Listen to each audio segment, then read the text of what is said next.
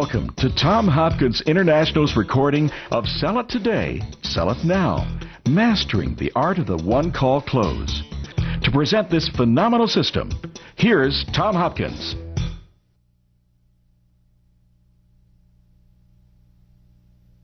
I'm very excited about this new program, Sell It Today, Sell It Now, the Art of the One-Call Close. And to give you a little background how I created it, I, of course, live my life looking for ways to better teach people in sales. I'm always looking for technique, strategies, everywhere I go, because my life is training salespeople. It's my passion. Well, I got hired years ago by a company, a large company. They have 500 salespeople. And whenever I do a custom program, I go into the company, analyze their training, because I want to know what they teach their people. I don't want to come in and teach something contradictory to their beliefs or their strategies. So I spent a week with their training director, Pat Leiby. And after a week, I said, Pat, what you teach your people is so good. I have to work with you, if you'll let me, to co-author a book. And I've been asked by many people to do that, and I've never found the material I felt was so valuable for my students. Well, I worked with Pat. We wrote the book, created an audio program, and then, of course, are now putting this on video for you to enjoy. Now, as we do, I want you to realize when you hear the title, Sell It Today, Sell It Now, the Art of the One-Call Close, please realize we're talking about one call, not one time. See, some of you have a one-step presentation and closing sequence.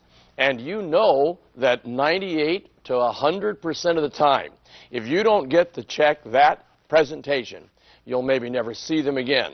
Now, that would be closing it today. Some of you have a two-step process. You go in for the first call, gather data, come back, present, and then close. Some of you may have a three-step process. What I want you to realize in this program is whatever your goal is on that call, you must accomplish that. So if there's 3 visits, visit number 1, I must get this done, that's closing on that call. Visit 2, I must get this accomplished, closing on that call. And visit number 3 is when I go in and get the check, get the final commitment, get their approval, close the transaction. Okay? So open your minds to this now and tailor-make it to your situation. Now, the first thing we have to realize that in every selling situation, there are only 4 key obstacles to be overcome. And this is from the moment you meet someone to the moment they own your product or service. Now, understanding and working on these 4 keys will help you quickly lower sales resistance and increase sales acceptance. Thus, you'll reach the goal of the closed sale today. Now, let me start off again by saying there's something important here we must discuss. You see, the amount of sales resistance that a person has when you start a selling situation depends on how they met you. In other words, if the sale is buyer initiated, they call you, they walk into your office, they're the ones looking for the product.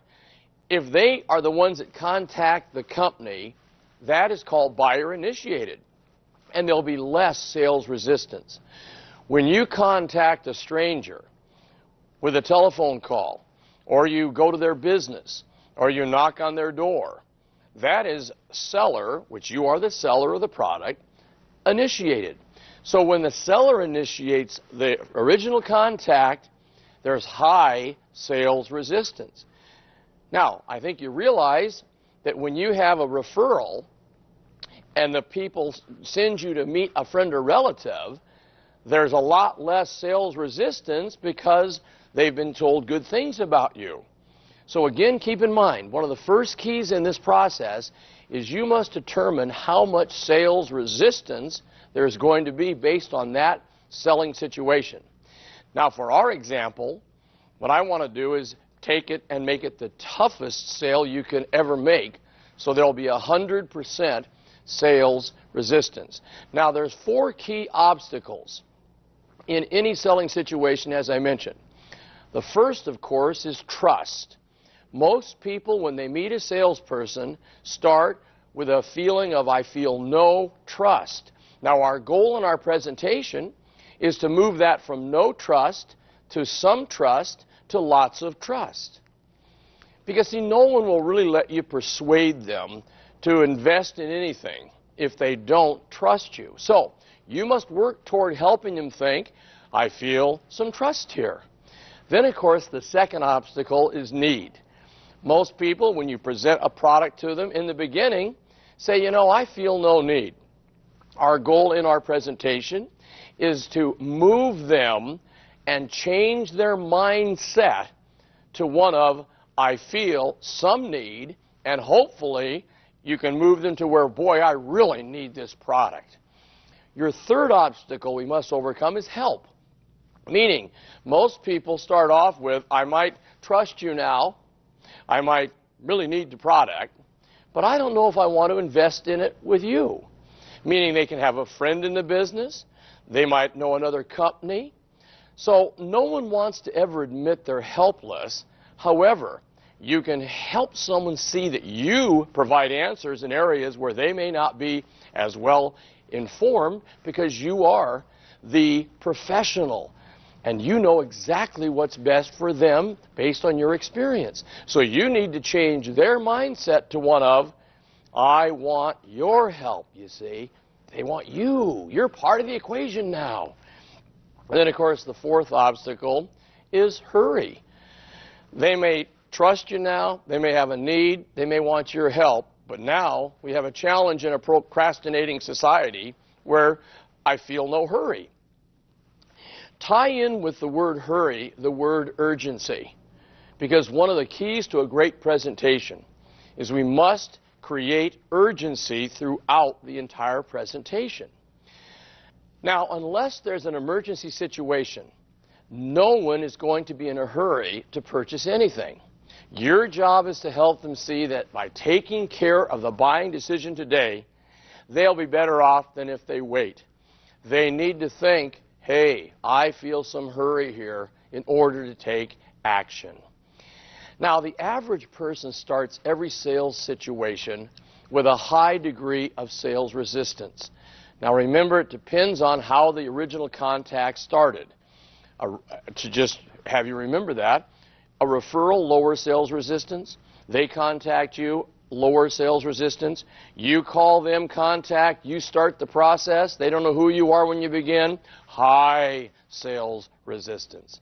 So when I started to develop this program, I thought, how can I visually have people see the process of reducing sales resistance and increasing sales acceptance?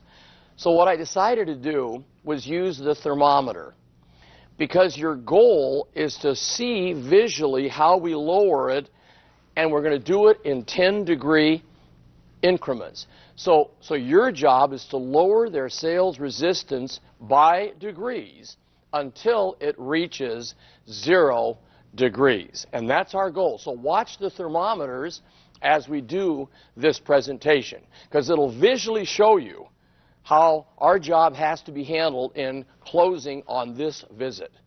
Please realize too many salespeople who are untrained try to increase sales acceptance before they've done an adequate job in the proper sequence of reducing sales resistance. So the Sell It Today system works like that. We're going to look at our thermometers. I'll put in each of the 10 degrees of reducing sales resistance, and then we'll put in the 10 degrees of increasing sales acceptance, and when we're done, we'll have a closed transaction today.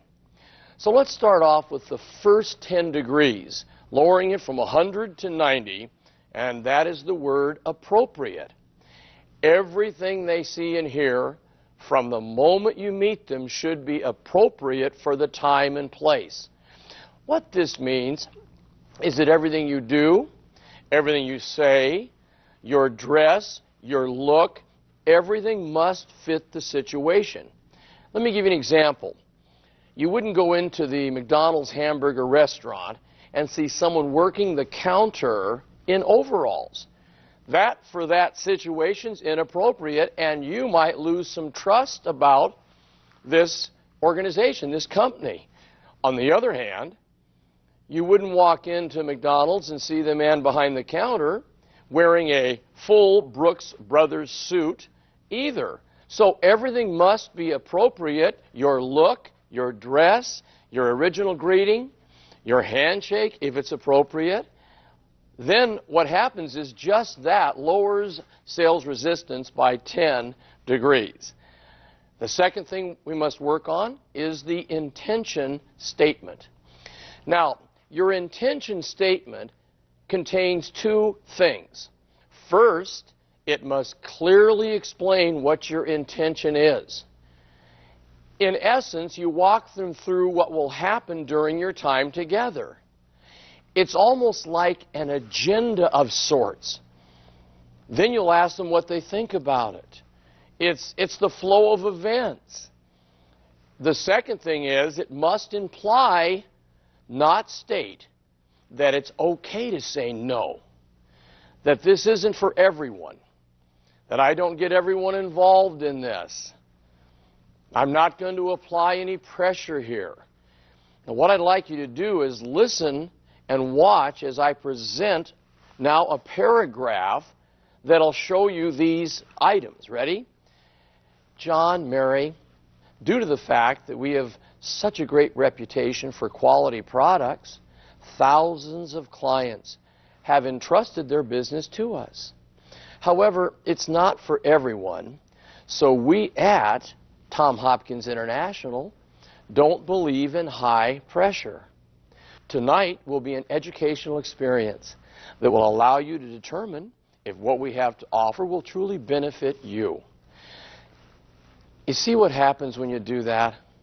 The people you're presenting to relax and open themselves up to allow their curiosity to take over. So now we've lowered it another 10 degrees with our intention statement. Now the next thing we're going to do, I call the 3 C's. These are the next 3 things we do to lower it another 30 degrees. Now the first C is so important. It's called commonality. Commonality. See, you must be like a detective and look for clues as to their backgrounds, their likes, their interests, habits, their business, anything you can find that you have in common with them. And that's, again, part of getting in there and doing the original presentation so they feel you have something in common with them. The next C is credibility. Credibility. Now, you must learn the story of your company, and you need to back it up with facts and establish 2 things. The bigness of the company, if your company is large, big reputation, been in business for years, or the quality of service you render to clients. See, I believe a professional salesperson takes his or her company and they'll make it a benefit based on what the company is like. If I worked for a small company, I would find a way to make that an advantage. I would say, John, Mary, I did research and looked at all the companies that do what we do.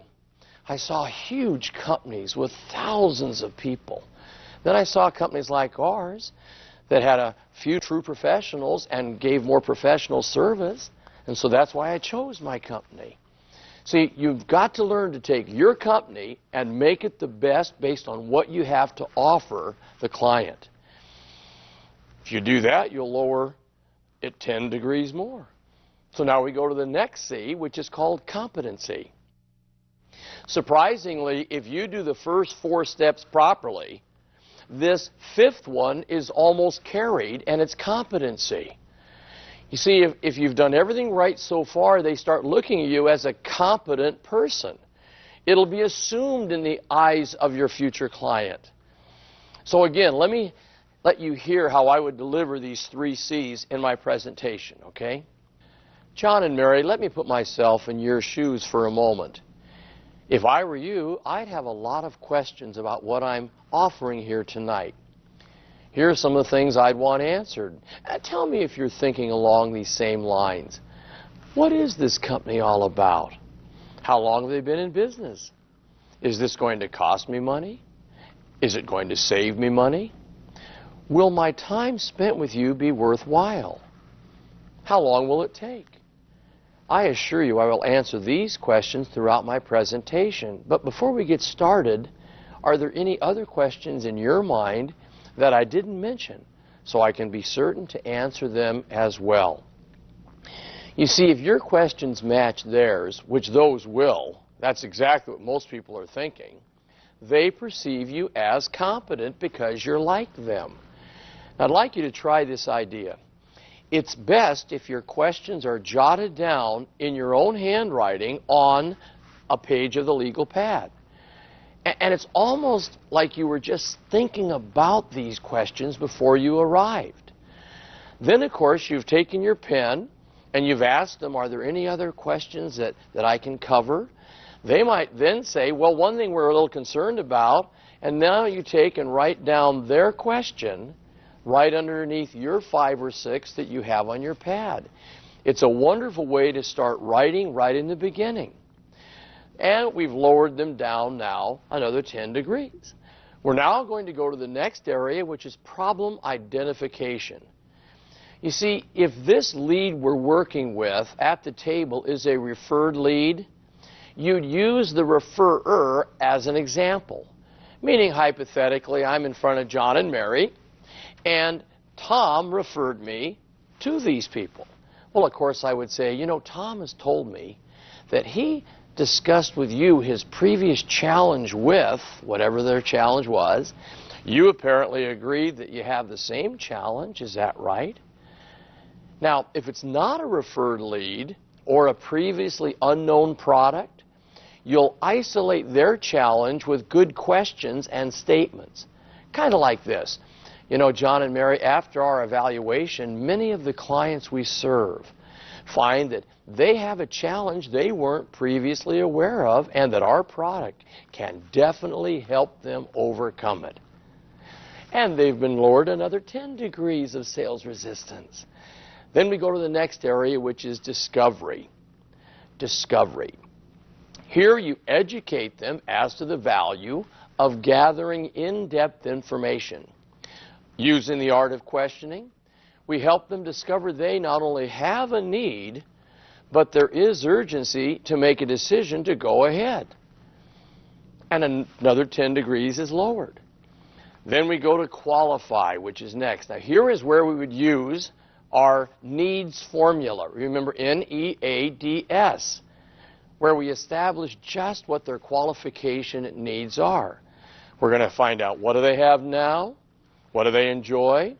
What would they like to alter? Who is the decision maker? And yes, after all of that, we have the solution. Then we go to our next area, which is called need acknowledgement. And you would just say, John and Mary, based on what we have just discussed, wouldn't you agree that this is something your family or your company could benefit from? See, all we're doing here is getting them to acknowledge there could be a need. Now, some of you are going to be sitting in front of a couple or a committee, a group, where they made a decision before you came in that for no reason are they going to say yes today. Now, you'll have some people so strong in this area that you'll feel it when you first walk in. I mean, I sit down and I've done these steps and I can just tell because I'm not getting much input from them. So I say to myself, well, number 10 is very important here, our next step, and that's called pact acknowledgement. And it might go like this. John and Mary, I'll bet when you set the appointment to see us tonight, you didn't say to yourself, this is wonderful. We're going to spend money and invest in a new product tonight, did you? In fact, it's more likely you may have agreed with each other that you weren't spending any money and that you weren't buying anything. All I ask is that you keep your minds open to the possibility of what we have to offer. Is that fair? Now, you notice what we've also done here? This is your first attempt to get a commitment to say yes to the purchase or to do what your research reveals when you come back with that information. So if we've done all that right, you notice they had 100% sales resistance. We then have got them to some trust. We've got the need, and we're now to 0 degrees on our sales resistance thermometer. So now it's time to go up the other thermometer, which is our sales acceptance thermometer. So let's move to increase that sales acceptance. Ready? The first thing we do down at the bottom of the thermometer is we start with product identification. When your recommendation as to the product or service is selected, you let them know how exciting the results are. See, if I came back on the second visit, I'd start off by establishing rapport, as we always do the next time in. How have you guys been? Gee, it's been 4 days. Anything new and exciting in your life? The weather's been kind of funny, hasn't it? In fact, I think we're about 8 degrees warmer than normal right now.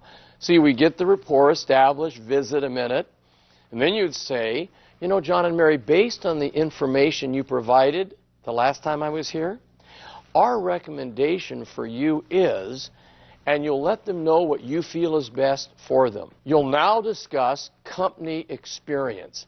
You see, help them to understand how large a client base has been satisfied. You might say it this way. You know, John and Mary, based on all the years and thousands of clients we've served, most of the recommendations we have tonight are similar to all the other people that we've satisfied with our product. Then you'll go to the next area, which is salesperson expertise. You see, it's important they know that you are a professional.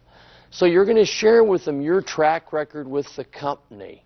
Now, of course, if you're new, and this can be a challenge if you don't have much of a track record, but what you can share with them is that you are, in essence, the go-between and are supported by experts at the company.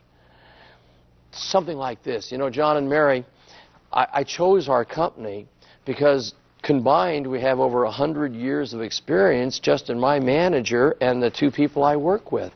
So we're really on target as far as what we can do for you. Also, you must express that these recommendations are the sum total of some of the greatest expertise in your field. Always do this too. Have third-party information available. This can be photos of yourself receiving an award. It could be that article in the paper that you got put in because you were the top person last quarter in your company. It also can be letters from satisfied clients. These would be those proof letters. For example, try it this way. John and Mary, here's a letter I received from a client who said yes to what our research revealed. And you hand them the letter. I will suggest, if it's a long letter, use a yellow highlighter so that their eyes go to the main things you want them to pick off of that letter. And you've increased sales acceptance another 10 degrees. Now we go to third-party endorsements. This is where you show positive articles from the newspaper or magazine about your company. And please, as a professional salesperson, whenever anything comes out in the paper, the magazine, about your company and it's positive, take it out, laminate it, make sure you keep it clean and crisp so you can show the person. See, people believe what other people say about your company more than what you say about it. And we've increased sales acceptance another 10 degrees. Our next area is called product features. Be sure to answer the prospective client's question, what's in it for me? By providing a fact and a benefit for each feature of your product or service. In other words, there's a truth when people are listening to you at the table. It's not a conscious, it's more of a subconscious reaction. You tell them a fact about your company. We're large, we're the best in the business, we have the greatest reputation. They're subconsciously sitting there, and this little thing is always going in their minds. Well, what's in it for me? What's important to me about that? So it's important when you state a fact, you then follow it up with a benefit. For example, let me choose a home improvement product. Let's just say that I'm in the replacement window business and we have fabulous new windows that are not only energy saving, they're beautiful, they increase the pride of ownership of a home, thus the appreciation in value. Great product. I might say this as a fact. You know, John and Mary, our windows are made of the finest and highest grade aluminum available today. Well, of course, they're sitting there saying what? What's in it for me? So what? So then you follow it up with, because of our construction techniques, our clients find that they enjoy significant savings on fuel and maintenance. So now there's the benefit. And we've again increased sales acceptance another 10 degrees. Let's look at the next thing. It's presentation demonstration. Now you would present your proposal, the research you found, the product benefits, and you're always going to be doing it in this formula. You're going to give them a fact, follow up with a benefit of the fact to them, then you're going to try to create, with what you say, a sense of urgency, and then you're going to ask or request for their feedback. So again, fact, benefit, urgency, request for feedback. Kind of like this. Ready? You know, John and Mary, as we mentioned earlier, our windows are of a very high quality. What that means to you is that you'll spend more time enjoying the view through them than maintaining them and working on them. And you know, with our special fall promotion, you'll save an additional 20% on installation. So John and Mary, if you were serious about saving money on your fuel and energy costs, when do you think would be the best time to have your windows replaced? Did you see all 4 steps? Fact, benefit, urgency, feedback. Very important. And I'm going to give you a kind of an assignment I'd love you to think about, especially if you're a manager and you've been in the business many years. I'd love you to take your product or service and maybe brainstorm with your team and say, let's take a piece of paper and list every fact about our product. Then we're going to write what the main benefit to them is. Then we're going to see what are the things we can say to create urgency. And then we're going to have our feedback from them. Now, I was never aware of this when I was back in real estate many, many years ago. But, you know, I did things like this, and I think back, that's why I closed so many sales. Meaning, for example, I'm going to try to show you how I did it with them. I think this will maybe turn on some lights for you, too. Ready? I'd meet John and Mary, and they'd come into the office. And after we visit a little bit, and I get them a cup of coffee, I'd say, you know, John and Mary, obviously you're looking for a home now because you've heard about what's going to be happening in the future with our freeway that's coming in. And they go, well, we didn't know too much about it. We're new to the area. Oh, boy, is your timing right. You see, they have already proposed the freeway. And as you're probably aware, whenever a freeway comes in, bringing more people, easier to get to work, there's just a jump in appreciation in property. So, wow, great timing. Now, that is the first time of imprinting in their mind urgency. Then, of course, I'd show them homes. I find the one that they like. And I would then say, after benefits of the property, benefits of the location, I'd simply say, well, based on what I told you about the freeway and this home being in such a great location, being in the school district you wanted, when do you think the best time would be to see if they'll go along with us and accept what you'd like to pay for the home? Honey, we need to do this now.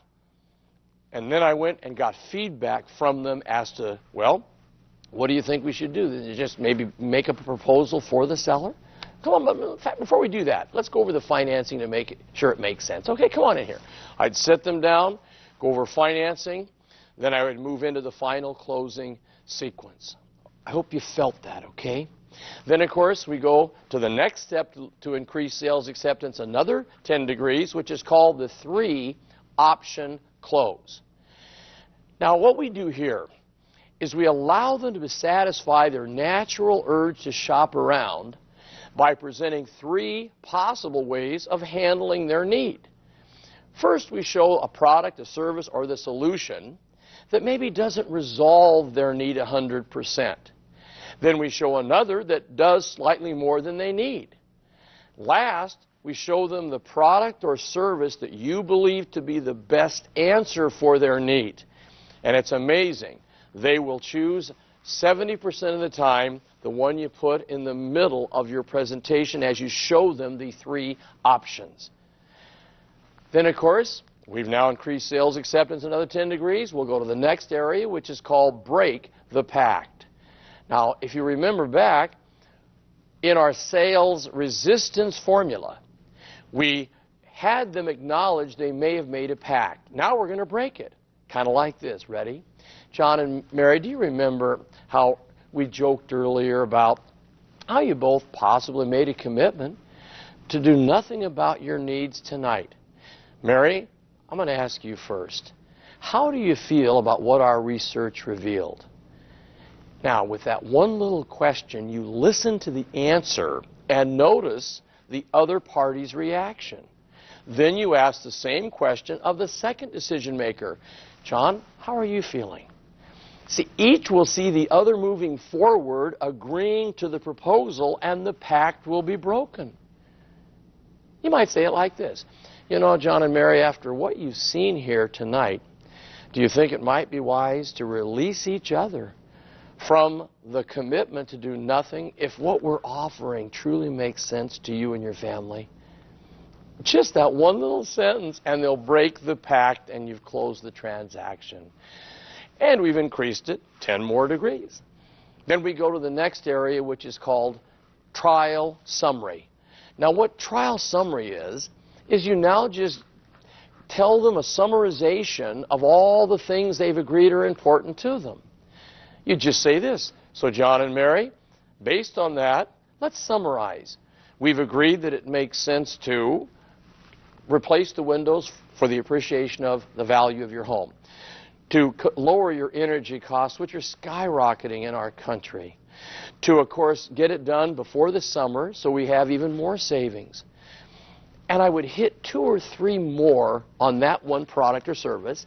Then you just simply say, John, so at this point, don't you agree it's a wise decision to get started this week? You know, Tom, I sure do. I think it's something we should do. And then, of course, you then move right to the next step, which is called the investment close. In other words, we now ask for the money. You just smile and say, so to get started right now, we'll need a check in the amount of, and we'll get your approval right here on our paperwork. Oh, I hope that you will work on these 2 thermometers. I also hope that you'll take each step, and if it's not quite right for your product or service, that's one of your goals in the training, to tailor make it. For you that are brand new, a lot of this may not have a lot of meaning till you get to the table or the desk of presentation numerous times. That's why it's so important you review it. You take your workbook, you analyze the 10 steps of reducing sales resistance, the 10 increasing sales acceptance. You make all this part of your presentation, and I promise you, you'll be stronger at the table in presenting. You'll handle areas of concern better. You'll close more sales. You'll get more referrals. Your income will go up, and that's what this is all about. Don't you agree?